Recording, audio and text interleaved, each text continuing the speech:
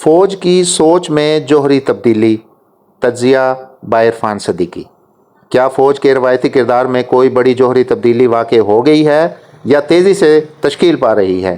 یہ ایک بڑا سوال ہے جس کا حتمی جواب ملنے میں کچھ وقت لگے گا۔ البتہ یہ طے ہے کہ 9 مئی کے واقعات نے فوج کو جھنجھوڑ کر رکھ دیا ہے۔ دشمن کے عزائم پر نظر رکھتے ہوئے جنگی چالیں سوچنے، وار گیمز کھیلنے، تجزیہ و تحقیق کا مؤثر نظام رکھنے اور ایجنسیوں کی تیز نگاہی کے باوجود فوج 9 مئی کے یوم سیاہ کی پیش بینی نہ کر سکی۔ کر بھی کیسے سکتی تھی؟ ایسی غارت گری تو تب بھی نہ ہوئی جب ڈھاکہ ڈوب رہا تھا، جنرل نیازی جگجیت سنگھ اروڑہ کے سامنے ہتھیار ڈال رہا تھا اور مال گاڑیوں میں لدے قیدی بھارت کے بندی خانوں کی طرف جا رہے تھے۔ یحییٰ خان اس ہزیمت کی علامت تھا اور لوگوں کی آنکھوں میں خون اتر آیا تھا، لیکن غیظ و غضب کی اس الاؤ نے بھی فوج سے نسبت رکھنے والی علامتوں کا رخ نہ کیا۔ عام پاکستانیوں کی طرح فوج کے وہم و گمان میں بھی نہ تھا کہ عمران خان کے فدائین کو ذہنی غسل دیا جا چکا ہے اور چند گھنٹوں کے اندر اندر پورا پاکستان ان کی متعفن غلاظتوں میں لتھڑ جائے گا۔ ادھر برسوں کی مشقت سے کاشت کی گئی سیاسی ابتری اور عدم استحکام کی فصل بھی پک کر جوان ہو چکی۔ ماہرین بتا رہے ہیں کہ اس وقت ہمارے زر مبادلہ کے ذخائر 4 ارب ڈالر ہیں، جبکہ اس سال کے آخر تک ہمیں 4.25 ارب ڈالرز کی ادائیگیاں کرنی ہیں۔ صورتحال یہی رہی تو دسمبر تک یہ ذخائر تحلیل ہو جائیں گے۔ ممکن ہے کہ کوئی کرشماتی یا معجزاتی پیش رفت ہونی ان ہونی کی ترتیب الٹ دے، لیکن گرداب میں پھنسی ہچکولے کھاتی معاشی کشتی کو ہموار پانیوں تک آنے میں خاصا وقت لگے گا۔ 7 دہائیوں میں فوج نے رنگا رنگ تجربات کر لیے، براہ راست مارشل لا 58(2)(b) سے مسلح ایوان صدر کے ذریعے حکومتوں کی توڑ پھوڑ، انتخابی عمل میں مداخلت سے مطلوبہ نتائج کا حصول، عدالتوں کے ذریعے نامطلوب وزرائے اعظم کی بے دخلی، من پسند داخلی اور خارجی ترجیحات کے لیے ریاست کے متوازی یا بالائے ریاست کردار، آرمی چیف کے شکوہ جلال کو منتخب وزیر اعظم سے دو چند رکھنا اور فوجی حکمت کار کے حوالے سے اپنی ڈاکٹرائن جاری کرنا، یہ سب کچھ آخرکار ہمہ گیر سیاسی عدم استحکام، معاشی بربادی اور معاشرتی انتشار پر منتج ہوا۔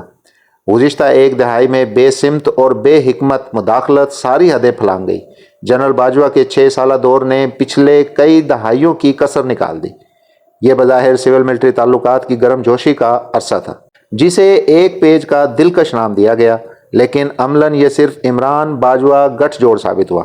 اس اشتراک شر کا منشور بڑا سیدھا اور سادہ تھا: میں تمہارے حریفوں کا ناطقہ بند کیے رکھوں گا، تمہارے راستے کے سارے کانٹے چنوں گا، تمہاری نمبر گیم پوری رکھوں گا، تم صرف مجھے توسیع دیے چلے جاؤ۔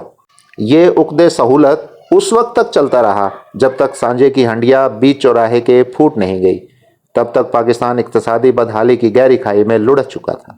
پاکستان کو بحرانوں کی چتا میں جھونکنے کے بعد بھی فتنہ گروں نے بہت پیچ و تاب کھائے کہ جنرل سید عاصم منیر کی تقرری کا راستہ روکا جائے، لیکن عمران خان کی راولپنڈی پر یلغار بھی بے نتیجہ رہی۔ مضبوطی سے قدم جمانے میں سید عاصم منیر کو شاید کچھ اور وقت لگ جاتا، لیکن 9 مئی نے سب کچھ الٹ پلٹ دیا۔ سوچی سمجھی بغاوت ناکام ہو گئی، لیکن سید عاصم منیر کی قوت، گرفت اور اثر آفرینی کو کئی گنا بڑھا گئی۔ سرکشوں کی سرکوبی آسان ہو گئی اور 1 دہائی پر محیط تخریب کے ایجنڈے کا رخ تعمیر اور اصلاحی احوال کی طرف موڑنا سہل ہو گیا۔ فوج اور سول حکومت کے اشتراک کے باہم کا سفر پاکستان کو درپیش سنگین اقتصادی بحران کی مسیحائی کے مشترکہ عزم سے شروع ہوا ہے۔ اس عزم کو خصوصی سرمایہ کاری سہولت کونسل یعنی اسپیشل انویسٹمنٹ فیسیلیٹیشن کونسل کی ادارہ جاتی شکل دی گئی ہے۔ وزیر اعظم شہباز شریف کی گرم جوشی اس کونسل کی تشکیل میں پوری طرح متحرک رہی۔ کونسل کے قیام کا بڑا مقصد بیرونی سرمایہ کاروں کا اعتماد بحال کرنا، انہیں ضروری سہولیات فراہم کرنا، روایتی رکاوٹوں کو ختم کر کے برق رفتار ضابطہ بندی کرنا اور ان کے سرمایہ کے تحفظ کی ضمانت دینا ہے۔ ذرائع کا کہنا ہے کہ اس ضمن میں کئی خلیجی ممالک سے معاملات پہلے طے پا چکے ہیں، جس کے نتیجے میں 5 ارب ڈالر کی سرمایہ کاری کی توقع کی جا رہی ہے۔ بتایا گیا ہے کہ اگلے 12 برس میں معیشت انقلاب آشنا ہو جائے گی اور پاکستان غیروں کی احتیاج سے نکل آئے گا۔ اس اہم قومی مشن میں فوج کی مؤثر شراکت، آتی جاتی حکومتوں سے قطع نظر طے شدہ اہداف کو یقینی بنانے کے لیے ٹھوس ضمانت فراہم کرے گی۔ ایک نو کا میثاق معیشت اقتصادی پالیسیوں کے تسلسل کو یقینی بنائے گا، جو معاشی بحالی کی شرط اول ہے۔ ماضی کے تلخ اور بے ننگ و نام تجربات کے بعد اگر فوج نے جان لیا ہے کہ قومی سلامتی محض ہتھیاروں سے نہیں، مضبوط قومی معیشت سے جڑی ہے اور مضبوط معیشت کا انحصار سیاسی استحکام پر ہے، تو اسے نہایت مثبت پیش رفت خیال کرنا چاہیے۔ پی ڈی ایم کی حکومت میں تقریباً تمام قابل ذکر سیاسی جماعتیں شامل ہیں۔ پی ٹی آئی اس سے باہر ہے، جو برمودا تکون تک پہنچ چکی ہے، سو اسے اپنے حال پر چھوڑتے ہوئے سرمایہ کاری کونسل کو اپنا سفر آغاز کرنا چاہیے۔ بیرونی سرمایہ کاروں کے اعتماد کے لیے اس عمل کے تمام متعلقین بالخصوص بیوروکریسی کو نئی فکر دینا ہوگی۔ اس ضمن میں ہماری عدالتوں نے بھی نہایت منفی کردار ادا کیا ہے۔ منصفین خود معاملہ کو بتانا ہوگا کہ خدا کے لیے اس ملک پر رحم کھائیں۔ اس ضمن میں ضروری قانون سازی بھی کرنی چاہیے۔ یہ سب کچھ اسی وقت ہوگا جب جنرل سید عاصم منیر اور ان کے رفقا کی یہ سوچ مستقل طور پر ادارہ جاتی پالیسی میں ڈھل جائے اور ہر جمہوری حکومت دل جمعی سے اس پر کاربند رہے۔ اگر 7 دہائیوں بعد ہماری فوج کی سوچ میں یہ جوہری تبدیلی آ گئی ہے تو اسے ہمہ رنگ بحرانوں میں مبتلا پاکستان کی خوش بختی خیال کرنا چاہیے۔